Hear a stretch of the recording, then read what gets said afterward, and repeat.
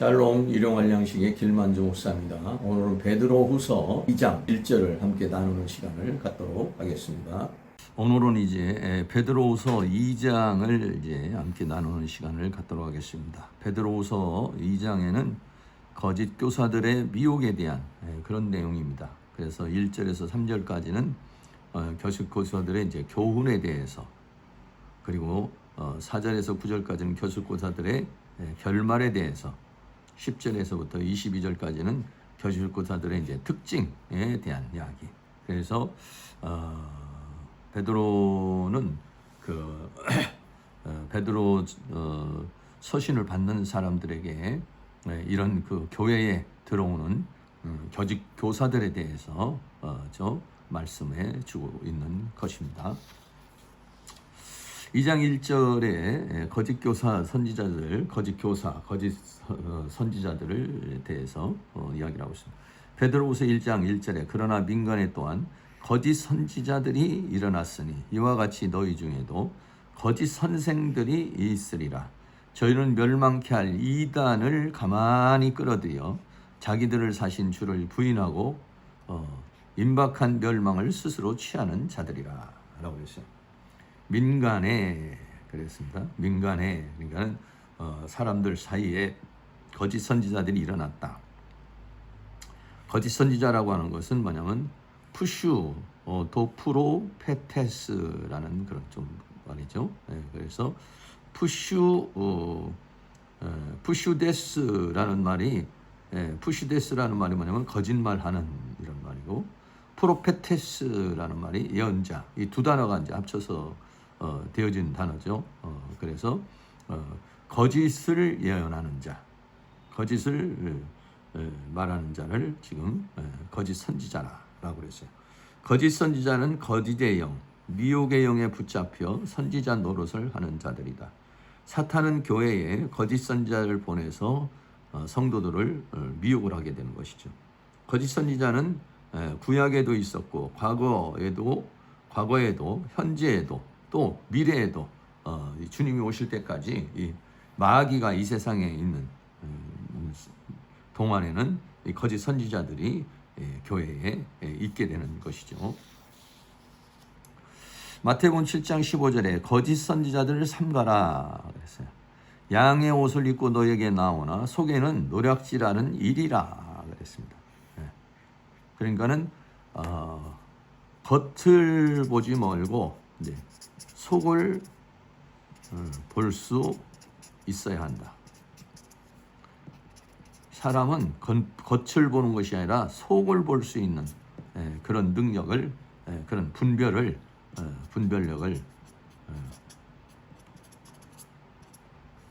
가져야 된다는 것입니다. 마태복음 24장 11절에 거짓 선지자가 많이 일어나 그랬어요.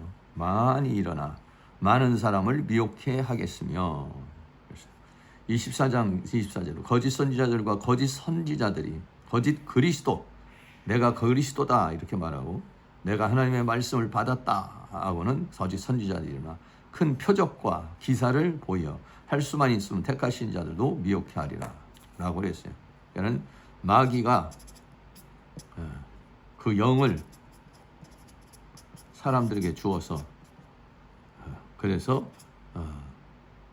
그리스도라 스스로 칭하게 하고, 또는 거짓 선지자, 너가 선지자다, 너가 그리스도다 라고 이제 사탄이 그렇게 이야기를 해줘요. 그럼 그것을 받아서 이제 자기가 실제적으로 그리스도라고 얘기를 하고 또 그 선지자라고 이렇게 얘기하면서 사람들을 미혹하게 하는 것입니다.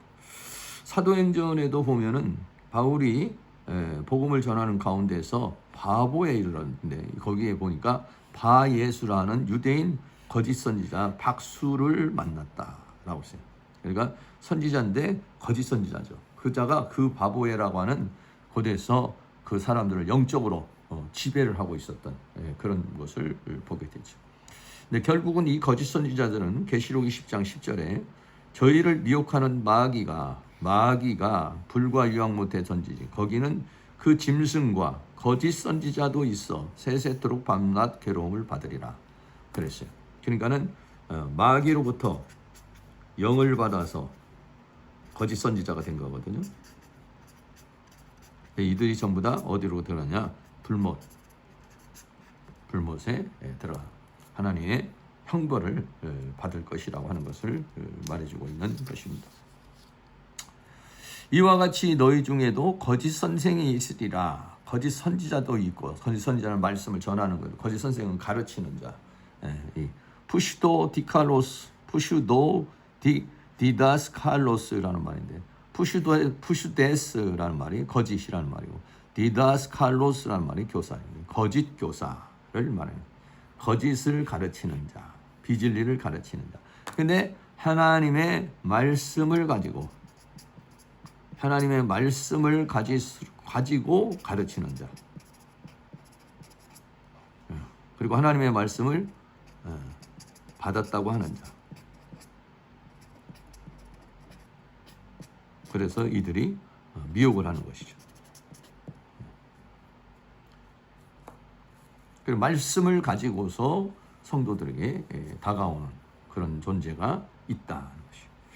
저희는 멸망케 할 이단을 가만히 끌어들여 그래서 멸망케 할 아포레이아 결국은 멸망, 소멸, 멸망케 할 그러니까 지옥이죠. 결국 이들의 끝은 지옥불, 형벌, 멸망케 할 지옥불의 형벌을 받을 이단, 아이레시스, 당파, 종파라는 말인데 아이레시스 이단을 가만히 끌어들인다 그랬어요. 가만히 끌어들여 사람들이 인식하지 못하도록 여러 가지 경로를 통해서 들어오는 것입니다. 사단은 교묘한 방법으로 멸망케 할 이단을 교회에 끌어들인다. 성도는 이단을 분별할 수 있어야 된다는 것입니다. 거짓과 참을 분별할 수 있는 그런 은혜가 있어야 되는 것이죠. 누룩과 같은 이단, 마태복음 13장 33절에 또 비유로 말씀해 천국은 마치 여자가 가루 서말 속에 갖다 넣어 전부 부풀게 한 누룩과 같다. 이 누룩이 긍정적으로 쓰여질 때는 부흥과 성장을 가리키는 것이고, 누룩이 이게 부정적으로 쓰여질 때는 이런 이단의 사상이나 철학을 말하는 것입니다. 여기서 가루 서말 속에 갖다 넣어라는 말이 앵크리 푸토라는 말이에요. 앵크리 푸토라는 말이 뭐냐면 숨기다, 감추. 넣기는 넣는데 살짝 감추다. 그래서 부정적으로 해석하면은 이건 누룩과 같은 이단으로 해석할 수가 있습니다. 이것도 멸망의 길이라 그랬어요. 마태복음 7장 13절에 좁은 길로 들어가라. 멸망으로 인도하는 문은 그랬어요. 멸망으로 인도하는 문은 크고 그 길이 넓어 그리로 들어가는 자가 많고 그랬어요. 그리고 또 멸망의 아들이라 그랬어요. 데살로니가후서 2장 3절에 누가 아무렇게 하여도 너희가 미혹하지 말라. 먼저 배도하는 일이 있고 배도 하나님을 거역하는 자들이 있고 또 불법의 사랑 곧 멸망의 아들이 나타나게. 이 멸망의 아들은 이제 적그리스도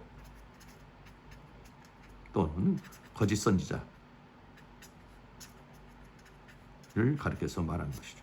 계시록에서 13장에 보면은 바다에서 올라오는 짐승,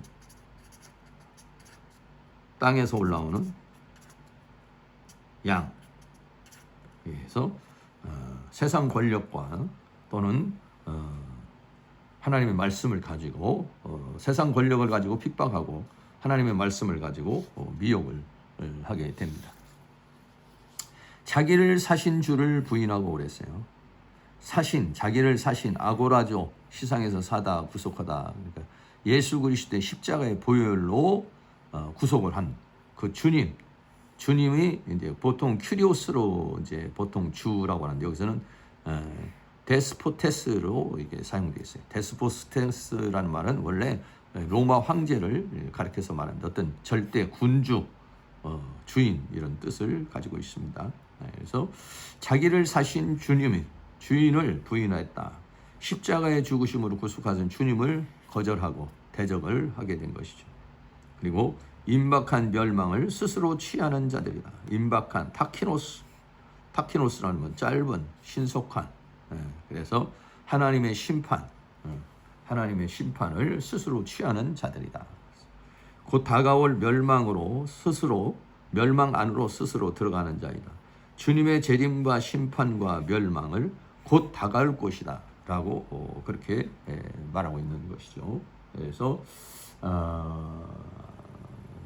교회에 이런 거짓 선지자가 이제 침투를 해서 역사할 것이다 라고 하는 것을 이제 베드로후서 2장 1절에 거짓 선지자들이나 거짓 선생들이 일어날 것이다 라고 하는 것을 지금 베드로가 말해주고 있는 것입니다. 오늘부터는 베드로후서 2장을 함께 나누겠습니다. 베드로후서 2장은 거짓 선지자에 대한 이야기인데 거짓 선지자에 대한 그 교훈 그리고 또 결말과 특징에 대한 부분입니다. 오늘 2장 1절에서 여러 교회에 이런 거짓 선지자가 또 거짓 선생들이 나타나서 미혹할 것을 우리에게 말해주고 있는 것입니다. 거짓 선지자는 과거 구약의 시대나 지금 현재나 미래나 주님이 오실 전까지 원수 마귀가 이 세상에 있는 동안에는 마귀가 그 사단의 영을 보내서 적그리스도와 거짓 선지자들을 만들어서 교회에 침투시켜서 우리를 미혹하는 그런 세력이 있다는 것을 우리에게 말해주고 있죠. 그러므로 우리는 이런 거짓 선지자를 분별할 수 있는 그 분별에 가져야 이단에 속지 않고 사탄에 속지 않는다는 것을 알고 그런 분별의 영이 있기를 주의 이름으로 축복합니다. 감사합니다.